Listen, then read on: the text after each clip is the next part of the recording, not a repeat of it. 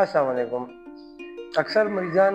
دا شکایت کوي او پرې د ډاکټر صاحب زمونږ د یو میاشت نه 2 میاشتو نه زیات ټایم وشو، زموږ خېټه خرابه ده، بالکل اوبو په شانته خېټه هم ده او بار بار باتروم ته ځو، خاص کر چې کله سهار ناشته وکړو نه بعد باتروم ته بار بار ځو او بیا هغه شان صحیح هم نه، خو به هر حال بیا هم بار بار ځو. په خېټه کې چې ډېر شدید درد راشي یا کله سفر کوو چېرته لاړ شو لږ شان خوراک وکړو بس په خېټه کې مروړ اوچت شي، خېټې نه داسې عجیبه غوندې اوازونه راځي، په محفل کې ډېر بنده شرمنده شي یا خوب ډسټرب وي زمونږ، او کله کله داسې ومي چې نن هم خېټه نرمه وي په سبا باندې بیا خېټه سخته وي، قبض وي، کانسټیپیشن وي او غټې میتیا جاړو کېږي نه.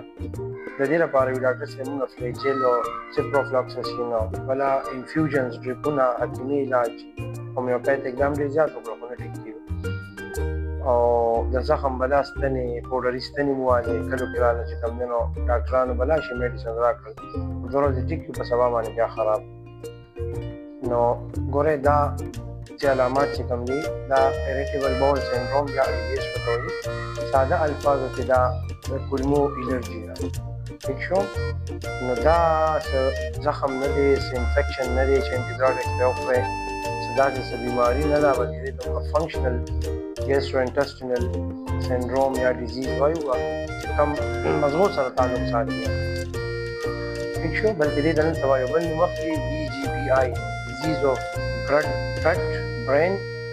انټریکشن یا ګټ برین انټرفیس، دا د دې هم نن سبا یو نوم دی چې دا د دماغو نه کنټرول کېږي، دا تکلیف دماغو د لاسه راځي، د کولمو د معدې د خېټې دې کې هېڅ تکلیف نه، د دې خپل تشخیص دی یا خپل طریقې سره دې معاینه ده. دې کې بعضې بیمارۍ مثلا سیلیک ډیزیز ورته یو وایي یا داسې څو نورې بیمارۍ دي د عمر او د مریض د کنډیشن مطابق هغه پکې موږ صرف ټیسټ کوو. باقي د دې خپل لایف سټایل دی،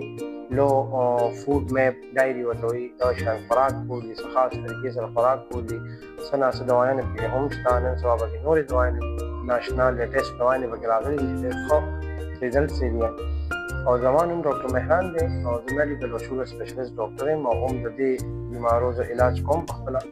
تاسو ته داسې تکلیف وي، داسې علامات وي دا چې ما بیان کړل، تاسو ما سره